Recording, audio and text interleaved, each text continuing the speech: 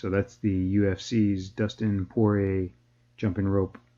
A few days ago, he knocked out Conor McGregor at UFC 257.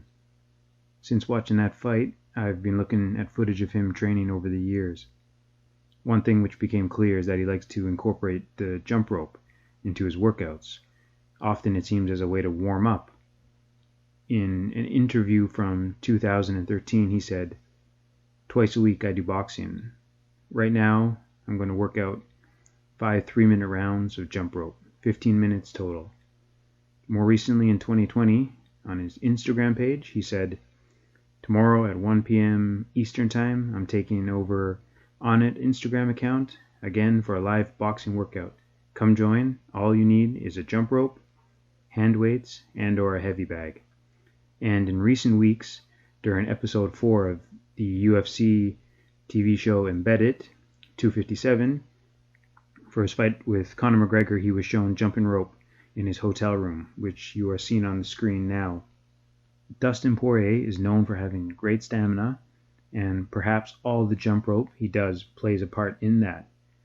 If we take a look at his jump rope technique, we can see from his facial expressions and his posture that he is very loose and relaxed when he skips. His body is in good alignment, which means he is spreading the load of his body weight and impact of jumping nicely throughout his body.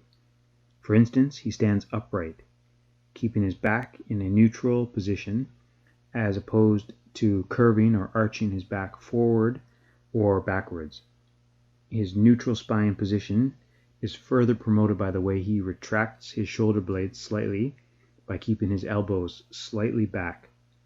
Also, look at his head positioning and chin position, as well as his eyes.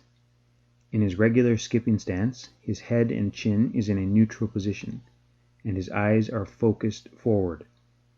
Remember, the human head is quite heavy, and when the neck is jutting forward, or the head is continuously tilted downward, that puts a lot of strain on the spine and causes the body to make postural adjustments to compensate, which can result in unnecessary fatigue.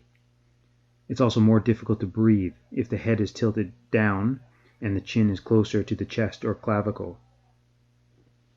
Also, take a look at his knees. His knees don't point inwards, which, as I've talked about in a previous video or previous videos, that can lead to knee pain and injuries over time. So he uses good leg technique there. Also, he keeps a slight bend in his knees, which helps to absorb impact and promote agility. Speaking of agility, he is light on his feet. See how he uses the toes and the balls of his feet well to jump and absorb the impact upon landing. There's minimal impact as well because he does not jump high off the ground. Returning to his upper body, before I mentioned that he keeps his elbows slightly back, which helps promote a neutral spine. Dustin seems to have quite long arms. I believe he has a reach of 72 inches at a height of about 5'9". So he's got quite long arms, and he seems to prefer to keep his elbows a few inches from the side of his body. He maintains a comfortable bend in his elbow, which helps to spin the rope with more ease. That is to say, notice that he keeps his upper arms and shoulders quite relaxed, spinning the rope using his wrists and forearms, as opposed to spinning the rope with his shoulders, which results in unnecessary fatigue. Also, in terms of how he holds the handles, you can see that he keeps his thumb on top of the handles, which helps to spin the rope with great ease and control. So, I've enjoyed looking at some training footage of Dustin Poirier over the years. I've seen him fight several times, but since watching his fight with Conor McGregor, I went back and watched a lot of training footage over the years, and it's cool to see that he's a fan of jumping rope.